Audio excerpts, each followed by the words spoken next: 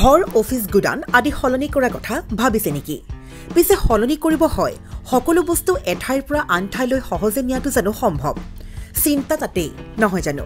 কেৱল ঘৰ অফিসে নহয় ডাঙৰ ডাঙৰ মেচিন বাইক ডাঙৰ ডাঙৰ গাড়ীকে ধৰি সকলো বস্তু পিছে এতিয়া আৰু চিন্তাৰ কোনো কাৰণ নাই আপোনাৰ এটা মাথো ফোন কলতে সমাধান হৈ পৰিব এনে সমস্যা